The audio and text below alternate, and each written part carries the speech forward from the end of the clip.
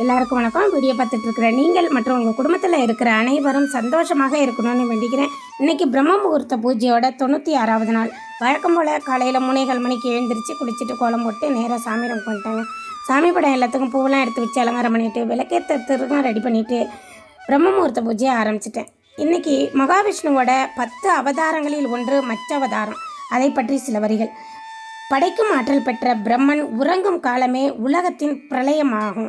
மீண்டும் அவர் கண் விழிக்கும் பொழுது புது உலகு சிருஷ்டிக்கப்படும். ஒரு சமயம் அவர் உறங்கிக் கொண்டிருந்த போது அயக்ரீவன் என்ற அசுரன் வேதங்களை அபகரிச்சிட்டு போயிடுறான். அந்த வேதங்களின் உதவியால் தான் பிரம்மா தன் சிருஷ்டி தொழிலை செய்து வருகிறார். அதை கெடுக்கவே அயக்ரீவன் அவ்வாறு செஞ்சிருக்கான். இதனால் தேவர்கள் வளர்ச்சிக்கு தடை ஏற்பட்டு அசுரர்களின் அட்டகாசங்கள் அதிகமாகுது. அவன் செய்துவிட்ட காரியம் பிரம்மாவுக்கு தெரியாது. அவர் ஆழ்ந்த உறக்கத்தில் இருக்கார். அப்பொழுது சத்தியவிரதன் என்ற ராஜ ரிஷி நீரையே ஆகாரமாக கொண்டு பரந்தாமனை நோக்கி தவம் இருக்கார். ஒரு சமயம் ஜலதர்ப்பணம் செய்வதற்கு நதி நீரை கையில் அள்ளுறாரு. அதில் ஒரு சிறு மீன் காணப்படுது. அதை நீரில் விட முயல்றாரு. அப்போது அந்த மீன், மகரிஷியே, பெரிய மீன்கள் என்னை இரையாக்கி விடும், அதனால் நீரில் விடாதீங்க, என்னை காப்பாற்றுங்கள் அப்படின்னு வேண்டுது. அந்த மீன் பகவானே என்று அறியாம ரிஷி தன்னோட கமண்டலத்தில் போடுறாரு. சிறிது நேரத்தில் அந்த கமண்டலம் அளவுக்கு மீன் பெருத்து விட்டது. பிறகு அதை ஒரு பெரிய கொப்பரையில் விடுறாரு. அதனுள்ளும் பெரிதாக வளர்ந்துருது.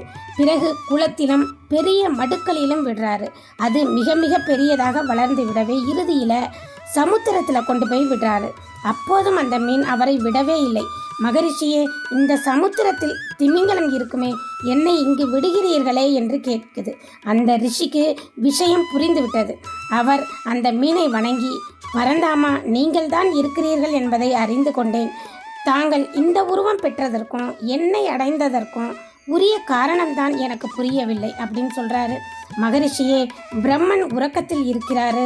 7வது நாளில் சகல லோகங்களிலும் பிரளயம் ஏற்பட்டு மூழ்க போகிறது.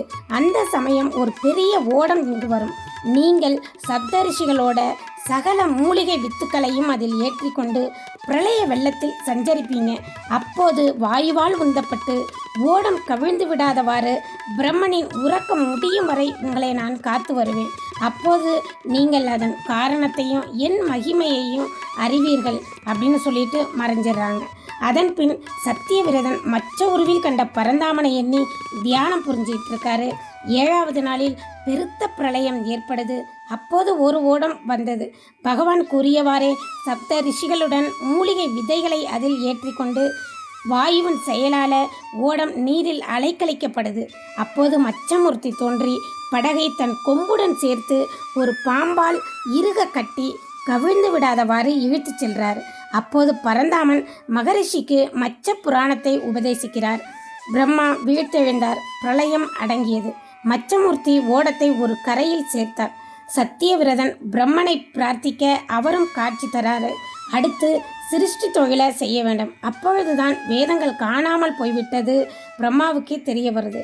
அவர் பகவானை பிரார்த்தனை செய்து அயக்ரீவன் வேதங்களை கொண்டு போய் மறைத்து வைத்திருப்பதை அறிந்து மச்சமூர்த்தி அவனோடு போரிட்டு கொன்று வேதங்களை மீட்டு வந்து பிரம்மதேவனிட்ட கொடுக்குறாரு.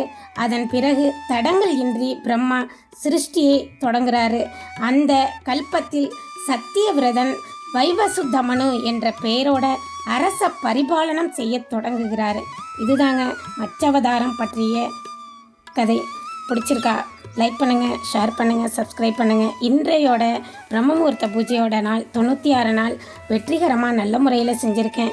நீங்களும் பிரம்ம முகூர்த்த வேலையில் விளக்கேற்றி நன்மையெல்லாம் பெறணும் அப்படின்னு சொல்லி வேண்டிக்கிறாங்க.